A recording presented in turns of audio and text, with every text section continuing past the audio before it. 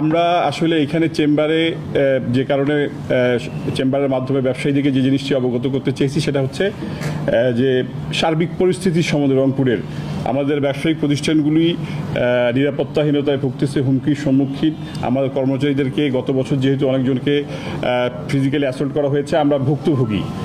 তো ব্যবসায়িক দৃষ্টিকোণ থেকে আমরা ওই সময় কোনো আইনি ব্যবস্থায় যাইনি, আমরা এটা মিউচুয়ালি সমাধান করার চেষ্টা করছি।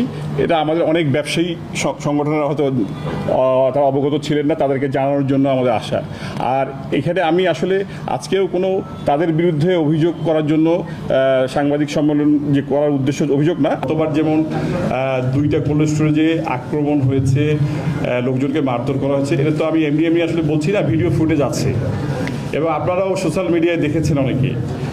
এইবারও এরকম অনেক ঘটনা ঘটেছে যেটা আমাদের কাছে ভিডিও ফুটেজ আছে। তো এটা আমাদের, এটা আমার একার বিষয় না, আমাদের যেহেতু সমিতি আছেন এবং বাংলাদেশ পুলিশ ওনারা, আমরা বসে আমরা কি করবো আইনগত ব্যবস্থা আপনাদেরকে কীভাবে জানাবো সেটাও পরবর্তীতে আমরা জানাবো। আজকে প্রাথমিকভাবে সার্বিক অবস্থাটা আপনাদেরকে জানালাম। আমার কথা হচ্ছে ভাড়া কত নির্ধারণ হবে, একবার বসবো, 10 বার বসবো, 20 বার বসবো, গভর্নমেন্ট নেগোসিয়েশন হবে। ওনারা যারা বললেন ব্যবসায়ীদের সাথে ব্যবসায়ী বসতে পারে, তাদের তো অসুবিধা নাই। কিন্তু আমাদের যে সমস্যাটা আমরা ফেস করতেছি, এই যে মব কালচারটা, ভয় ভীতি প্রদর্শন, অনেক মালিক থাকে না, ঢাকায় থাকে, অনেকে হয়তো রাজনৈতিকভাবে অন্য একটি দল করার কারণে তার প্রতিষ্ঠা যাইতে পারতেছে না, সরি টু সে। তো আমাদের এখানে আপনারা জানেন এই চেম্বারে আমাদের বর্তমান অর্থমন্ত্রী উনি 2 বছরের আগেই কিন্তু এসে আমাদের সাথে মিটিং করে গেছেন। উনি কিন্তু বলছেন যে আমরা ব্যবসায়ীদের সাথে ব্যবসার ভিত্তিতে সম্পর্ক করতে চাই এই সরকার, যদি বিএনপি সরকার গঠন করতে পারে। আমরা কিন্তু কোনো দল দেখে বা কারো পরিচয় দেখে কিন্তু আমরা ব্যবসায়ীদের সাথে সম্পর্ক করব না। এই জন্য আমাদের চেম্বারের পক্ষ থেকে আমরা যেটা বলতে যাচ্ছি বা কোল্ড স্টোরেজ অ্যাসোসিয়েশনের পক্ষ থেকে বলতে যাচ্ছি যে আমরা সকল প্রতিষ্ঠানের যে 2-1টা প্রতিষ্ঠানে এসে যে ঘটনা ঘটতেছে, তো তাদের নিরাপত্তার সাথে আমাদের ভবিষ্যতের এই ব্যবসাটার নিরাপত্তার সাথে আমাদের কিন্তু সচেতন হইতে হবে এবং আমাদেরকে আপনাদেরকে জানাইতে হবে। এবং কৃষকদের পক্ষে তো আমরাই লড়তেছি। এখন আপনি কোল্ড স্টোরেজে আলু কিনে রাখছেন, আপনি একবার বস্তায় 2000-3000 টাকা লাভ করছেন, এবার লস হচ্ছে, তো ব্যবসায় লাভ লস হবে। কোল্ড স্টোরেজ মালিকরা তো কোটি কোটি টাকা লস করছে। আমরা তো 1000 টাকা আলুর বস্তা যখন কিনছিলাম 30 টাকা করে বিক্রি করছি। তো এটা তো আমরা মেনে নিয়েছি। তো ব্যবসা করতে গেলে আপনাদের মেনে নিতে হবে। আর প্রান্তিক কৃষকরা কিন্তু কখনোই এই ধরনের ঝামেলায় যায় না। তো আমাদের কাছে অভিযোগ আছে, ভিডিও ফুটেজ আছে, আমরা আইনগত ব্যবস্থা নিতে পারতাম, আপনার কথা ঠিক। তো আমরা কেন নেই? আমরা তো একটা সমাজে বাস করি, আমরা সবাই ব্যবসায়িক কমিউনিটি। তো আমাদের কোল্ড স্টোরেজ হিমাগার মালিক সমিতির সাথে, মানে মালিকদের সাথে কীরকম আচরণ হচ্ছে আমরা চাচ্ছি সেটা আমাদের ব্যবসায়ীদেরকে জানাইতে।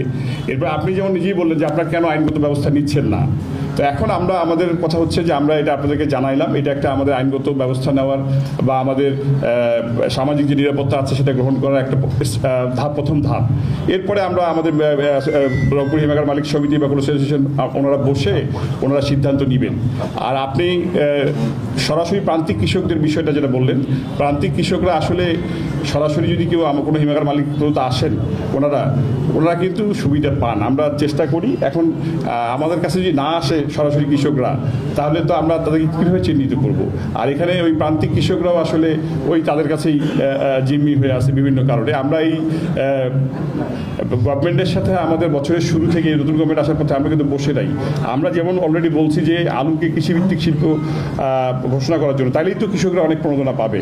প্লাস হচ্ছে সরাসরি আলুর মার্কেটিংয়ের ক্ষেত্রে, আলুর বাজারজাতকরণের ক্ষেত্রে আমরা প্রতিনিয়তই কিন্তু বিভিন্নভাবে গভর্নমেন্টের সাথে নেগোসিয়েশন করতেছি, রপ্তানির ক্ষেত্রে ইনসেন্টিভ বাড়ানোর জন্য। এবং চাষের ক্ষেত্রে যেমন আমরা একটা সময় কৃষকদেরকে কোল্ড স্টোরেজ মার্কেটে সরাসরি কিন্তু আলু, বীজ, সার এগুলো দিতাম। এবং আলু চাষের ক্ষেত্রে সরকার আমাদেরকে কাজে লাগায়, কৃষকদেরকে কোনো প্রণোদনা দিতে পারে কিনা সেটাও আমাদের কাজে লাগানোর জন্য আমরা সেখানেও আমরা রাজি আছি। তো আমাদের সরকারের সাথে কিন্তু আমাদের যে নেগোসিয়েশন বা আমাদের যে যোগাযোগ, এটা কিন্তু অব্যাহত আছে, যেটা হয়তো একটা সময় ছিল না, বাট আমরা আমাদের জায়গা থেকে এখন কিন্তু চেষ্টা করতেছি এবং আমরা অনেক বিষয়ে কিন্তু আমরা সেটা সফল হয়েছি। যেমন এর আগে কখনোই আলুতে এইভাবে কিন্তু ইনসেন্টিভ দেওয়া হয় নাই। বাবা, আমরা দুঃখের বিষয় যে আমরা ওই এত কষ্ট করে আমাদের প্রসেস চেয়ারম্যান সাহেব থেকে শুরু করে আমরা কৃষি উপদেষ্টার সাথে 3বার দেখা করে আমরা তাকে রাজি করে কৃষি মন্ত্রণালয়কে বলে, অর্থ মন্ত্রণালয় পর্যন্ত বলে বরাদ্দ হওয়ার পরও আমরা নিতে পারিনি, এটা আমাদের ব্যর্থতা। আসলে আমরা এই দায়ভার তো অস্বীকার করতে পারবো না, কিন্তু আমাদের এবার যাতে আগামীতে যাতে এই ধরনের কোনো অবস্থা না হয় আমরা চেষ্টা করব। এবং আপনি নিজেও জানেন যে আসলে ওই সময় কে অথরিটি ছিল বলেন, যে আমরা নির্বাচন চলে আসছিল, আমরা আসলে চাইলেও অনেক আমাদের সাথে অ্যাপয়েন্টমেন্ট করা, তাদের সাথে যোগাযোগ করাটাও আমাদের জন্য অনেক কষ্ট হয়ে গেছিলো শেষের দিকে এসে। আর কৃষি মন্ত্রণালয়ে যিনি উপদেষ্টা ছিলেন, উনি আবার আরেকটি মন্ত্রণালয়ের দায়িত্বে ছিলেন, স্বরাষ্ট্র মন্ত্রণালয়, উনিও সপ্তাহে 1 দিন বা 2 দিন অফিস করতেন, ওনাকে পাওয়া আসলে মুশকিল ছিল। বৃহত্তর রংপুরে রেস্টুরেন্ট বা ফুড ব্যবসায় ঢাকার থেকেও উন্নত মানের burger, sub, hot dog, Sharma, sandwich সহ সকল ধরনের বান ফ্রি ডেলিভারি নিতে যোগাযোগ করুন রংপুর নগরীর বিকন মোড়ে অবস্থিত স্ট্রিট ফুডে। আজই যোগাযোগ করুন 01890087777 নম্বরে।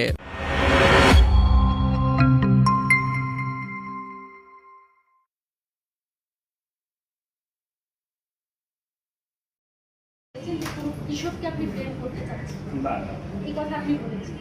আপনারা এখানে জীবনে কথা বলেছেন, তারা কিন্তু একটা আশঙ্কার কথা বলেছেন। সেই আশঙ্কাটা হচ্ছে যে কোনো মুহূর্তে আপনার এই যে মানুষকে চালানো যে গোষ্ঠী যে কোনো মুহূর্তে আবার আমরা ঘটনা ঘটাতে পারি। সেই হিসেবে যদি এই সংখ্যা যদি থাকে, তাহলে তো অবশ্যই সেই ক্ষেত্রে আপনাদের আইনগত পদক্ষেপ নেওয়াটা একটা গুরুত্বপূর্ণ একটা অংশ। সেটা করেছেন কিনা এটা জানা নাম্বার 1। আর একটা বিষয় হচ্ছে যে আপনারা বলেছেন যে যেহেতু কৃষক বান্ধব আপনারা নীতি পোষণ করেন, সেই ক্ষেত্রে সরকার নির্ধারিত যে টাকাটা অর্থাৎ 6 টাকা 75 পয়সা আপনি বলেন পার কেজি, সেই হিসেবে আপনারা তো এমনি বলছেন যেটা যে ভর্তুকির মধ্যেই থাকছে না, এটা আপনারা বলছেন।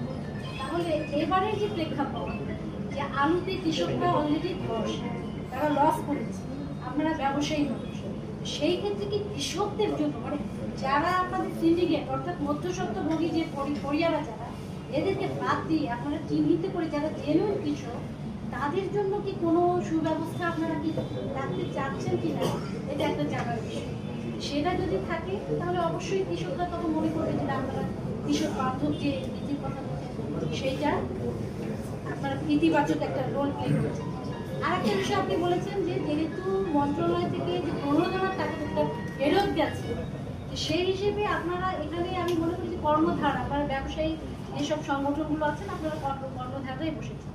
সেই ক্ষেত্রে এই ভুল তো হয়ে গেছে যে আপনারা সেই অর্থটা ব্যাক করে নিয়ে আসার কোনো সুযোগ নেই।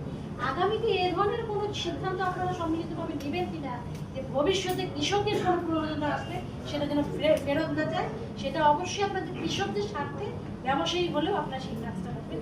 এরকম কোনো স্পেসিফিক কোনো চিন্তা ভাবনা আছে কিনা।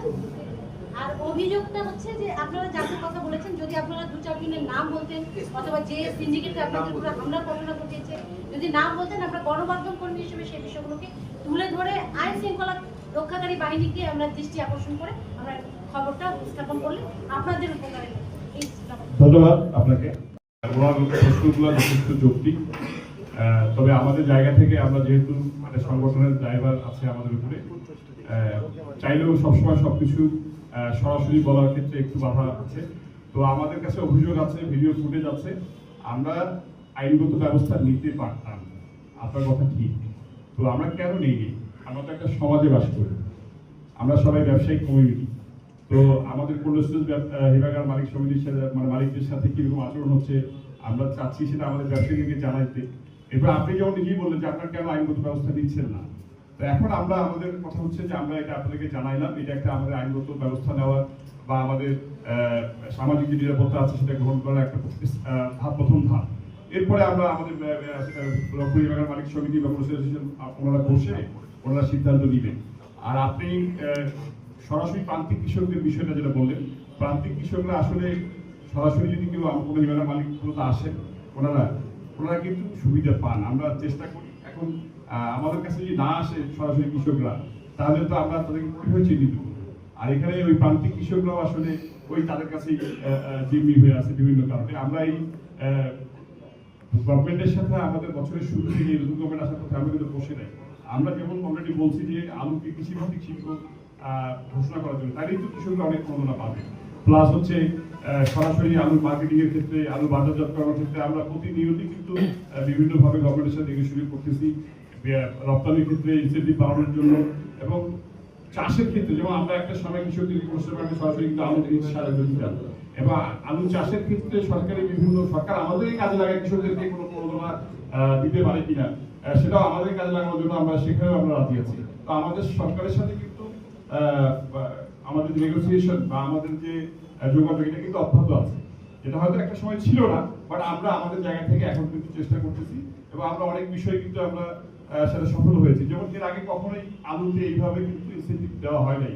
বাবা আমরা দুঃখের বিষয় যে আমরা ওই এত কষ্ট করে আমাদের প্রফেসর চেয়ারম্যান সাহেব থেকে শুরু করে আমরা কৃষি প্রতিষ্ঠানের সাথে তিনবার দেখা করে আমরা তাকে রাজি করে কৃষি মন্ত্রণালয়কে বলে, অর্থ মন্ত্রণালয় পর্যন্ত বলে বরাদ্দ হওয়ার পরও আমরা নিতে পারিনি, এটা আমাদের ব্যর্থতা। আসলে আমরা এটা দায়ভার তো অস্বীকার করতে পারবো না, কিন্তু আমাদের এবার যাতে আগামীতে যাতে এই ধরনের কোনো অবস্থা না হয় আমরা চেষ্টা করবো। এবং আপনি নিজেও জানেন যে আসলে ওই সময় কি অথরিটি ছিল বলেন, যে আমরা নির্বাচন চলে আসছিল, আমরা আসলে চাইলেও আমাদের সাথে অ্যাপয়েন্টমেন্ট করাও, তাদের সাথে যোগাযোগ করাটাও আমাদের জন্য অনেক কষ্ট হয়ে গেছে শেষের দিকে এসে। আর কৃষি মন্ত্রণালয় যিনি উপদেষ্টা ছিলেন, উনি আবার আইটি মন্ত্রণালয়ের দায়িত্ব ছিলেন, স্বরাষ্ট্র মন্ত্রণালয়, উনিও সপ্তাহে একদিন প্রতিদিন অফিস করতেন, ওনাকে পাওয়া আসলে মুশকিল ছিল। জি, ধন্যবাদ। আমার ছোট্ট একটা প্রশ্ন আছে, কিন্তু একে অপরের পরিপূরক। যেটি বলতে চাচ্ছি যে হিমাগার কিন্তু নির্ভর করে কৃষকের উপর। কৃষকের স্থান যদি সেখানে না হয়, সেখানে হিমার মালিকরা নিজে আলু কেটে কতদিন চালাবে, ব্যবসা করতে পারবে না। তা আমার কাছে যেটি প্রশ্ন হচ্ছে, আপনারা বলেন এক শ্রেণীর কৃষক কি এত শক্তিশালী হয়েছে যে চেম্বারের বা হিমাগার মালিকদেরকে হত্যা করবে, লুট করবে? এটার পিছনে কোনো মত তৈরি করছে কিনা? এক শ্রেণী বলতে কাকে বোঝাচ্ছে? তারা কি আপনাদের এই কাজটি করতেছে কিনা? কৃষক এত শক্তিশালী না আমাদের এই অঞ্চলের কৃষক? আমাদের দুইটা কোলেস্ট্রলে যে আক্রমণ হয়েছে, লোকজনকে মারধর করা হচ্ছে, এটা তো আমি এমনি আসলে বলছি না, ভিডিও ফুটেজ আছে, এবং আপনারাও সোশ্যাল মিডিয়ায় দেখেছেন অনেকে। এইবারও এরকম অনেক ঘটনা ঘটেছে, যেটা আমার কাছে ভিডিও ফুটেজ আছে। তো এটা আমাদের কিন্তু আমার একার বিষয় না, আমাদের যেহেতু সমিতি আছেন এবং আমরা বসে আমরা কি করবো, আইনগত ব্যবস্থা আপনাদেরকে কিভাবে জানাবো সেটাও পরবর্তীতে আমরা জানাবো। আজকে প্রাথমিকভাবে সার্বিক অবস্থাটা আপনাদেরকে জানালাম। আমার কথা হচ্ছে ভাড়া কত নির্ধারণ হবে, একবার বলবো, 10 বার বলবো, 20 বার বলবো, কবে নেগোসিয়েশন হবে, ওনারা যারা বললেন ব্যবসায়ীর সাথে ব্যবসায়ী বসতে পারে, তাহলে তো অসুবিধা নেই। কিন্তু আমাদের যে সমস্যাটা আমরা ফেস করতেছি, এই যে মব কালচারটা, ভয় ভীতি প্রদর্শন, অনেক মালিক থাকে না, ঢাকায় থাকে, অনেকে হয়তো রাজনৈতিকভাবে অন্য একটি দল করার কারণে তার প্রতিষ্ঠা যাইতে পারতেছে না। Sorry to say. তো আমাদের এখানে আপনারা জানেন, এই চেম্বারে আমাদের বর্তমান অর্থমন্ত্রী, উনি নির্বাচনের আগে কিন্তু এসে আমাদের সাথে মিটিং করে গেছে। উনি কিন্তু বলছেন যে আমরা ব্যবসায়ীদের সাথে ব্যবসার ভিত্তিতে সম্পর্ক করতে চাই। এই সরকার যদি বিএনপি সরকার গঠন করে, আমরা কিন্তু কোনো দল দেখে বা কারো পরিচয় দেখে কিন্তু আমরা ব্যবসায়ীদের সাথে সম্পর্ক করবো না। এই জন্য আমাদের চেম্বারের পক্ষ থেকে আমরা যেটা বলতে যাচ্ছি বা অ্যাসোসিয়েশনের পক্ষে বলতে যাচ্ছি, যে আমরা সকল প্রতিষ্ঠানের যে দু একটা প্রতিষ্ঠানে এসে দুর্ঘটনা ঘটছে, তাদের নিরাপত্তার সাথে আমাদের ভবিষ্যতের ব্যবসার নিরাপত্তার সাথে আমাদের কিন্তু সচেতন হতে হবে, এবং আমাদেরকে আপনাদেরকে জানাইতে হবে। এবং কৃষকদের পক্ষে তো আমরাই লড়তেছি। এখন আপনি কোলেস্ট্রলে আলু কিনে রাখছেন, আপনি একবার বস্তায় 2000-3000 টাকা লাভ করছেন, এবার লস হচ্ছে, তো ব্যবসায় লাভ লস হবে। কোলেস্ট্রল মালিকরা তো কোটি কোটি টাকা লস করছে। আমরা তো 1000 টাকা আলুর বস্তা যখন 330 টাকা করে বিক্রি করছি, তো এটা তো আমরা মেনেই গেছি। তো ব্যবসা করতে গেলে আপনাদের মেনে নিতে হবে। আর প্রান্তিক কৃষকরা কিন্তু কখনোই এই ধরনের ঝামেলায় যায় না। আমি মনে হয় আপনাকে বুঝতে পারছি, আর এর বেশি কিছু বলতে চাচ্ছি না।